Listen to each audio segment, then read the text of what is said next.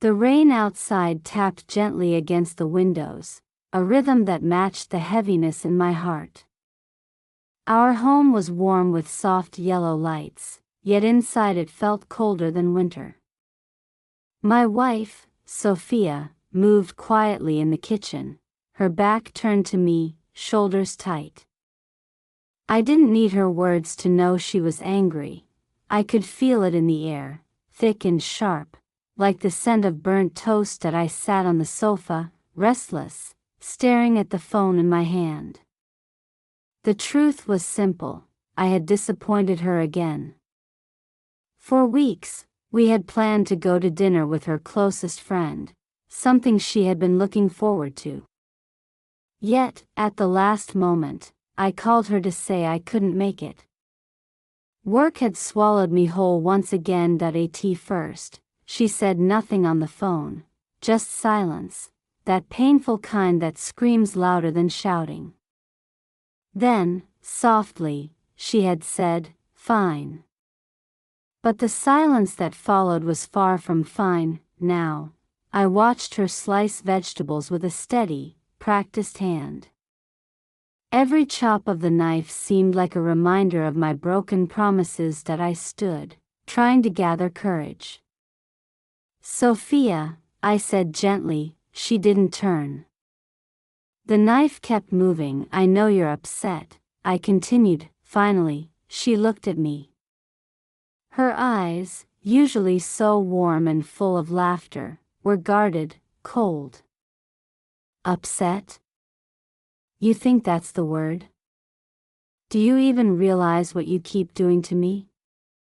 Her voice cracked slightly, and it pierced me deeper than any anger could. That I swallowed hard. "I know I let you down. I should have been there last night." "You should have been there so many times," she said, setting the knife down. Her hands trembled slightly, though she crossed her arms to hide it.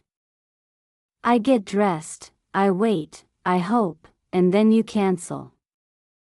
Do you know how that feels? To feel like your husband always has time for everything else, except you?" My chest tightened. The worst part wasn't her anger, it was her hurt. "Sophia, you're right. I've been selfish. I thought saying sorry was enough, but I see now it isn't." Her lips pressed together. She looked away, wiping her hands on a towel. "Words don't matter anymore." Dinner that night was quiet. We ate without speaking, each bite heavy with tension. She excused herself early, going to bed while I sat alone in the living room, staring at the dark window.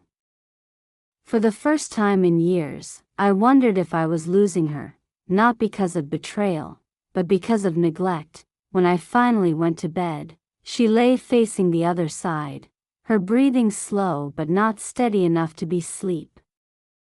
I wanted to reach out, to hold her, but I didn't. I didn't know if she wanted me near. The next morning, I woke early. For once, I didn't reach for my phone or check emails.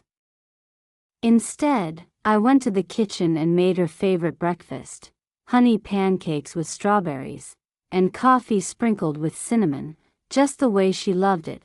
When she walked in, her eyes widened slightly. "You cooked?" "Yes," I said, nervous. I thought I should start doing better instead of just promising it.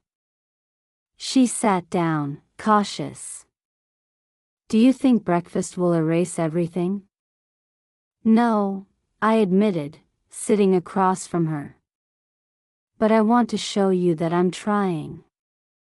I don't want you to feel like you're second in my life. You're the reason I do everything I do.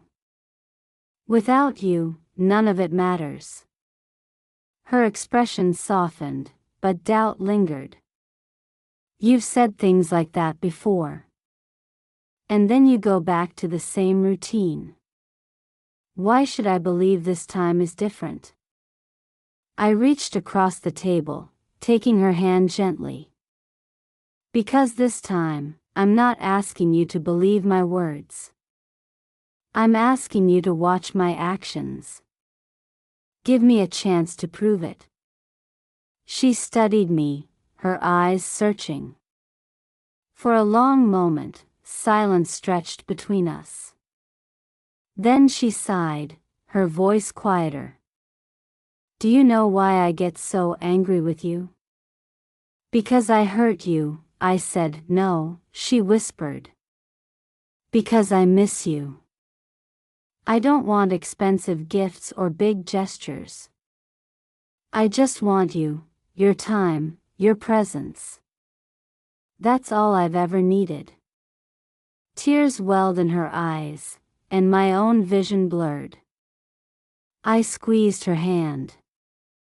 Then that's what I'll give you. Starting today, I'll show up. For dinners, for walks, for late-night talks. I'll choose us, even when life gets busy. She looked at me with a mixture of hope and hesitation.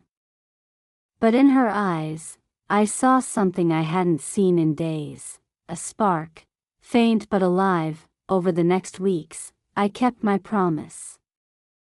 I left work on time, even when emails piled up. I silenced my phone during meals. We went on evening walks, hand in hand, rediscovering the joy we'd let slip away. I listened more, laughed more, and cherished the quiet moments. One evening, as the sun set in golden hues, we sat on the balcony together. Sophia leaned her head against my shoulder. For the first time in weeks, she whispered, "You're different." I kissed her forehead. Because I realized something important. Love isn't about saying the right words when you're in trouble. It's about showing up, every day, in small ways. It's about choosing each other again and again. Her arms wrapped around me, and I felt her forgiveness, slow but real. And in that embrace, I understood the truth. Marriage isn't about never making mistakes, it's about never stopping the effort to make things right. From that day on, I didn't just tell her I loved her. I lived it.